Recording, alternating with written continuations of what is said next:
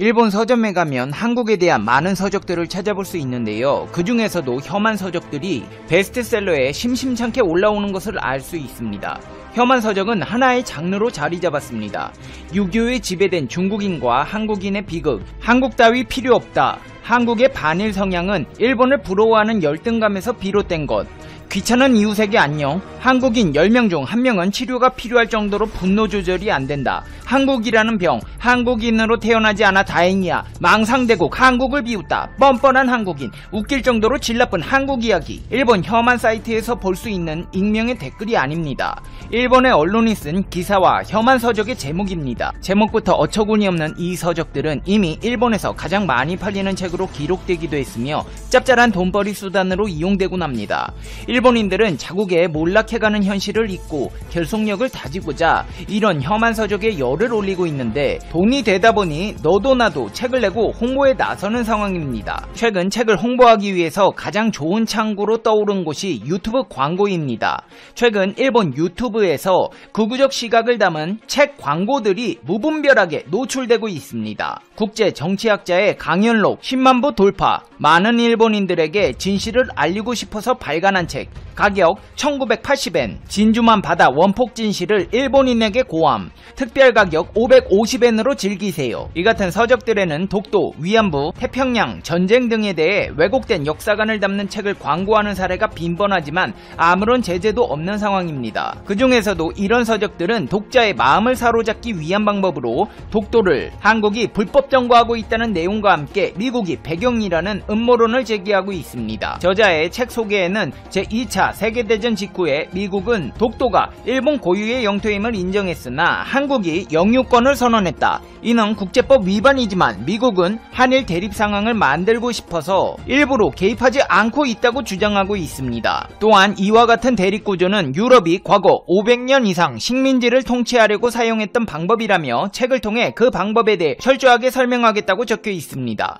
하지만 이는 사실이 아닙니다. 미국은 이미 독도를 한국 영공이라고 못 박은 바 있습니다. 작년만 해도 마크 에스퍼 미 국방장관은 중국과 러시아의 한국 방공 식별구역 및 독도 영공 침범 사태와 관련해 러시아의 침범을 한국 영공 침범으로 규정했습니다. 미 국방부 홈페이지에 따르면 에스퍼 장관은 현지 기자가 독도를 일본 내에 있는 영해라고 칭하며 질문하자 러시아가 남쪽 노선 그 지역을 비행해온 건 새로운 일이 아니라며 러시아가 한국 영공을 가로질렀다는 게 새로운 사실이라고 명확하게 답했습니다. 러시아 또한 일본 입장 표명엔 무대응으로 일관했고 한국 정부에만 침략한 적이 없다는 입장을 밝혔습니다. 당시 러시아에 이어 미국도 국방부 장관이 직접 한국 영공을 침범했다고 규정하자 이에 대해 일본 기자들이 스가 요시대 관방장관에게 러시아 무대응이 독도를 한국령으로 취급하는 거냐 어떻게 받아들이고 있냐고 묻기도 했지만 딱히 답변을 내놓지 못하기도 했습니다.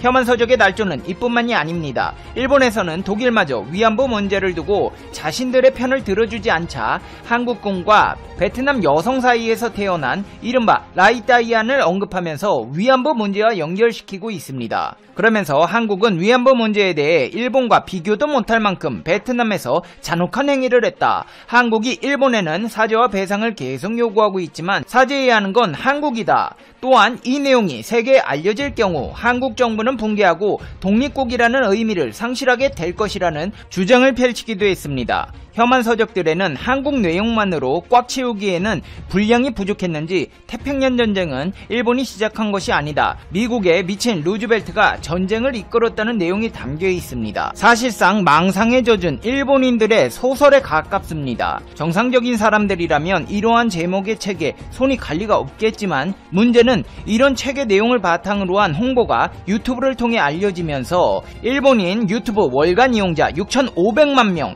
일본 인구의 절반에 가까운 사람들에게 고스란히 노출되고 있다는 것입니다. 특히나 일본 10대 청소년의 유튜브 평균 이용 시간은 43분으로 광고를 통해 문제의 책을 접한 청소년들이 삐뚤어진 역사관을 가질 가능성이 우려되고 있습니다. 일본 청소년들의 경우 기성세대와는 달리 K-팝, K-드라마, 먹방 등 한류 문화를 접하며 한국에 대한 호감도가 높은 상황인데 기존 우익 세력들은 이를 안 잊고 깨보고 청소년들의 사상마저 개조시키고 있습니다. 상황이 이런 가운데 일본 우익 세력들에게 충격적인 소식이 들려왔습니다. 우리 군이 독도 방어 훈련을 이달 초 비공개로 실시한 사실이 뒤늦게 확인된 것입니다. 우리 군의 독도 방어 훈련은 지난 4일 하루 일정으로 실시되었습니다. 해군과 해경 함정, 항공기가 동원됐고 상륙부대인 해병대는 참가하지 않은 채 비공개로 진행되었습니다. 독도 방어 훈련은 다른 나라 선박의 영해 침범과 군사적 위협 상황을 가정해서 진행되는 훈련입니다. 일본은 언제나 이 훈련에 신경을 곤두세우며 반발해왔습니다. 지난해 8월 일본의 수출 규제와 군사 정보 보호 협정 종료 문제로 한일 갈등이 높았을 때 정부는 육군 특전사까지 투입하는 역대 최대 규모의 독도 방어 훈련을 이틀간에 거쳐 공개적으로 실시한 바 있습니다. 이번에도 일본에서는 이번 훈련을 두고 민감하게 반응하고 있습니다. 일본 네티즌들의 반응을 살펴보겠습니다. 비공개라고 해도 한국은 타케시마에서 훈련을 했습니다. 도대체 언제까지 이런 상황이 계속되어야 합니까? 정부는 타케시마를 비롯한 영토 문제를 해결할 생각이나 있습니까? 아니면 이대로 흐지부지 해두는 것입니까? 이 나라는 한번 국교 단절을 하는 것이 좋다고 생각한다. 이런 사태를 초래한 일본의 저자세의 정치인과 영향력 있는 언론의 탓이라고 해도 좋을 것이다. 친중파와 친한파 의원은 다음 선거에서 고통받을 것이다. 비공개로 해도 타케시마에서 훈련한 사실은 사라지지 않는다. 정부는 비난뿐만 아니라 단호한 보복, 아직도 계속하고 있는 비즈니스 왕래 정지 등의 조치를 취해야 한다고 생각한다. 타케시마를 일본의 영토라고 생각한다면 이런 일을 두고 봐서는 안 됩니다. 항의 수준의 문제가 아닙니다. 저자세로 일관하는 일본, 어쩔 수 없지만 국제사법재판소의 단독 제소도 단행해 주었으면 합니다. 무엇일까? 강한 항의가 필요하네요. 한국의 대통령도 반일에 매달려야 할 이유가 있는 것 같고 빨리 일본과 국교를 단절했으면 좋겠습니다. 불법 점거지역이라고 해도 빈둥빈둥 보내고 있으면 이런 결과가 나옵니다. 일본 자위대는 타케시마 탈환 훈련 같은 건 안 합니까? 북방 영토를 빼앗겨도 타케시마에 당하고도 반성이 없기 때문에 센카쿠도 같은 상황이 될 것입니다. 비공개든 공개든 독도 방어를 한다는 것은 일본을 의식하고 있음에 틀림없다. 그리고 독도를 침략 강탈했기 때문에 비정상적인 방어훈련을 하는 셈이다. 그런 나라와 사이좋게 지내라는 것은 이상하다. 한국은 착각하고 있습니다. 미국은 앞으로 일본과 공동으로 훈련하지 않으면 안 되는 입장인데 어느새 이렇게 되어버렸습니다. 독도도 일본의 영토임을 잊고 중국처럼 뭐든지 갖고 싶어하는 나라가 되어버렸습니다. 지금이야말로 일본의 힘을 보여줘야 합니다. 타케시마에서 훈련 중인 일본은 F-35 스텔스를 상공에 띄워 경계해야 합니다. 그리고 강한 압박을 가해야 합니다. 타케시마는 일본의 영토지요. 왜 이 사람들이 마음대로 탑승시설까지 건설하고 몇 년 전엔 대통령까지 방문했다지요?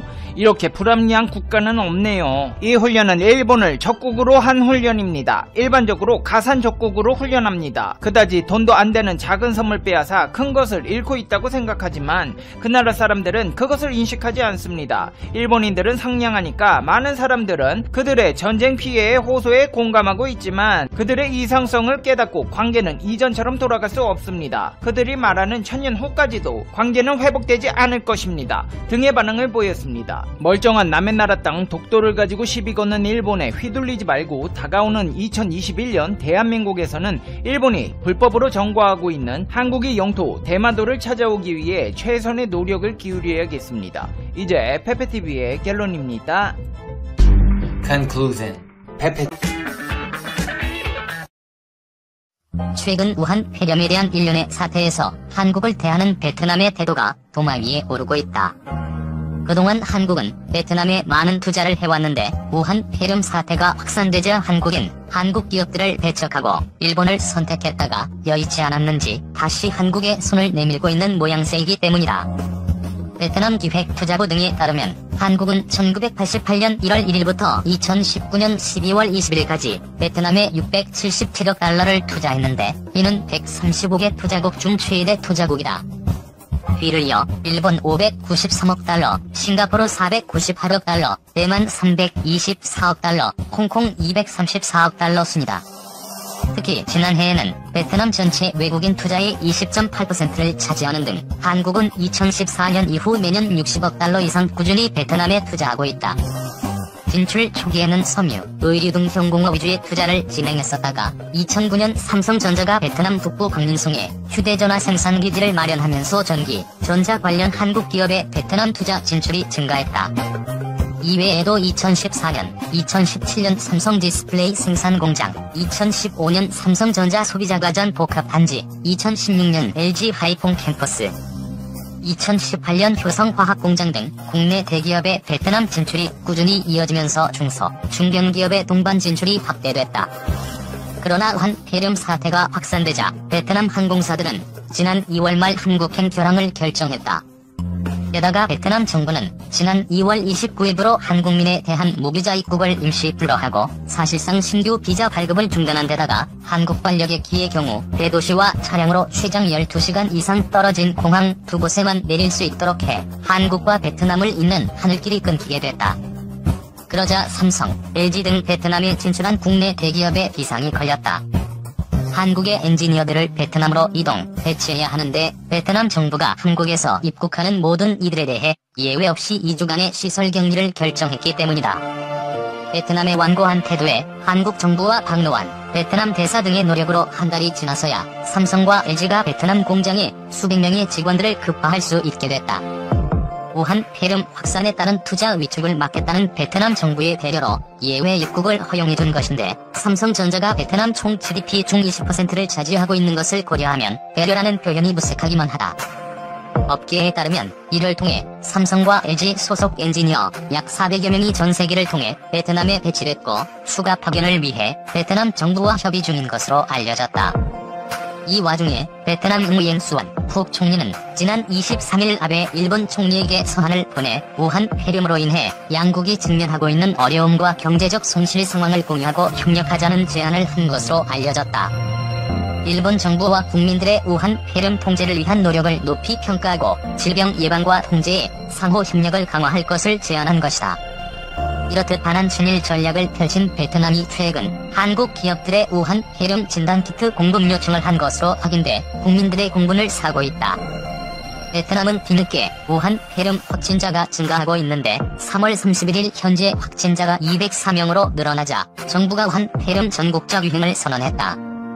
이로 인해 베트남 각 지역의 대중교통 운행은 사실상 중지되며 주민들의 이동도 15일간 금지 수준에 가깝게 통제된다.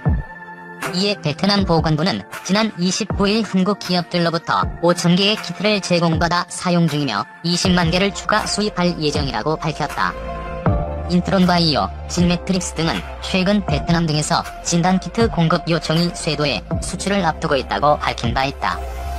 이 소식을 접한 누리꾼들은 한국 싫다고 할 때는 언제고 이제 와서 진단키트 달라고 하는지, 한국의 우호적인 게 아니라 돈의 우호적인 나라였나, 한국 사람들에게 잘해주는 조건으로 제공해야 등의 반응을 보이고 있다.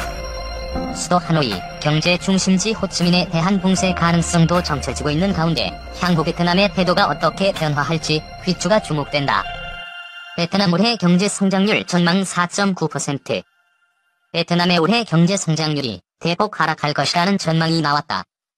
1일 세계은행은 보고서를 통해 베트남의 올해 성장률이 4.9%로 예상된다고 밝혔다. 이는 당초 전망치였던 6.5%에서 1.6% 이상 하락한 것이다. WB는 중기적으로 베트남 경제에 대한 유리한 전망에도 불구하고 세계 코로나19 전염병으로 인해 GDP 성장에 부정적인 영향을 미칠 것이라고 설명했다. 그러면서 단기적으로 코로나19 발발은 세계 경제에 크게 의존하고 있는 베트남 경제, 특히 제조업과 관광 산업에 더 큰 악영향을 미칠 수 있다고 지적했다. 다만 중기적으로 베트남 성장률은 2021년 7.5%로 반등하고 2022년에는 약 6.5%로 수렴해 외부 수요 개선과 서비스 부문의 강화, 농업 생산의 점진적인 회복을 반영할 수 있다고 덧붙였다. 아울러 보고서는 베트남 정부가 장기 예방 및 보건 시스템 역량 강화하고 질병 통제하면서 거시 경제 보장하기 위해 긴급 투자 솔루션을 실시할 것을 권고했다. 한편 베트남은 올해 1분기 GDP 성장률이 대폭 하락하면서 경제의 적신호가 켜졌다. 베트남 통계청에 따르면 베트남의 올해 1분기 성장률은 3.82% 나타내 2009년 이후에 가장 낮은 수준을 기록했다. 베트남이 실제로 중국을 대체할 수 있을까요? 삼성마저 떠났다. 베트남은 이번에 코로나 사태에서 한국에 등에 칼을 꽂았다. 공산당은 상종 않는 게 상책이다. 베트남의 중국 대체로는 미중 무역 전쟁 발발 이후 끊임없이 제기돼 왔다. 실제로 삼성, 애플 등 많은 글로벌 기업들이 비용 증가 등의 이유로 생산 라인을 베트남으로 일부 옮겼거나 향후 이전을 검토하고 있다. 2020년 다시 한번 베트남 대체론이 주목받고 있다. 코로나19 확산 이후 글로벌 공급망이 재편됨에 따라 중국이 베트남에 세계의 공장 지위를 내어줄 것이라는 관측이다. 왜 베트남인가? 정말 베트남은 중국을 대체할 수 있을 것인가? 중국 외교학원 세계정치연구센터 스잔 주임의 심층 분석을 정리해봤다. 왜 베트남인가? 베트남이 차세대 세계의 공장으로 각광받는 가장 큰 이유 중 하나는 인건비다. 2018년 기준 베트남의 인구는 9,600만 명, 인구 증가율이 높은 한편 젊은 인구 구조를 가졌다. 인건비가 중국의 3분의 1 수준으로 저렴하다. 대외 무역 조건도 유리하다. 베트남은 미국과 자유무역 관계를 맺고 있으며 유럽 국가들과도 1년의 조약을 체결해 거의 무관세와 다름없다. 2019년 10월 2일 삼성은 중국의 마지막 스마트폰 공장을 베트남으로 이전했다. 당시 업계에서는 삼성마저 떠났다며 중국의 스마트폰 생산 라인에 대해 비관적인 전망을 내놨다. 그러나 스잔 주임은 베트남 현지 시찰을 통해 다음과 같은 결론을 내릴 수 있었다고 말했다. 삼성이 이전한 건 스마트폰 라인 전부가 아니라 스마트폰 공정의 일부일 뿐이다. 베트남 공장 이전 이후에도 업스트림 생산에 있어서는 여전히 중국이 우위를 차지하고 있다는 얘기다. 지난해 공장 이전을 발표할 때 삼성은 2020년 삼성 휴대폰의 20에서 30%는 ODM으로 돌릴 예정이라고 밝힌 바 있다. ODM은 주문자가 제조업체에 제품의 생산을 위탁하면 제조업체가 이 제품을 개발, 생산하여 주문자에게 납품하는 방식이다. 제조업체가 제품의 설계부터 제작, 생산 등을 모두 주도한다는 점에서 OEM과 다르다. 스잔 주임은 중국이 바로 이 ODM 분야에서 압도적인 경쟁 우위를 가지고 있다고 강조했다. 삼성은 중국의 마지막 스마트폰 공장을 베트남으로 이전했다. 그러나 연간 20에서 30%에 달하는 스마트폰 생산을 ODM으로 돌리겠다는 말은 곧 대부분을 중국 대륙에 넘기겠다는 말과 다름없다고 그는 설명했다. 스마트폰 산업이 하이테크에 속한다면 노동집약형인 경공업 분야에서 베트남의 경쟁력은 어떠할까? 스잔 주임은 베트남의 현지 생산 라인을 돌아보던 중 가구 공장에서 있었던 일을 가장 인상 깊었던 일로 소개했다. 베트남 현지 가구 공장 사장에게 베트남 현지에서 완제품 생산에 필요한 모든 자재를 조달하는가에 대해 물었다. 현지에 제대로 된 서플라이 체인이 형성돼 완전한 현지화 생산이 가능한지가 질문의 요점이었다. 사장은 베트남에서 많은 물건을 구매 가능한 것은 맞지만 모든 걸 조달한다고 말하는 것은 적절치 않다고 답했다. 베트남에서 생산하는 가구는 주로 미국에 수출하는데 운송하려면 포장 과정을 거쳐야 한다. 포장용 종이박스는 베트남 공장에서 만들지만 이 공장에서 수급하는 종이 판자는 중국에서 들여와 사용하고 있다. 베트남은 중국을 대체 가능한가? 스 주임은 위에 언급한 스마트폰과 가구 공장 두 가지 사례를 통해 공장 베트남 이전의 실상은 우리가 생각하는 것과는 차이가 있음을 밝혔다. 중국과 비교했을 때 베트남의 인건비와 관세 정책이 강점이라면 나머지 조건들은 모두 중국보다 열악한 것이 사실이라고 지적했다. 베트남에는 아직 온전한 서플라이 체인이 형성되지 않았습니다.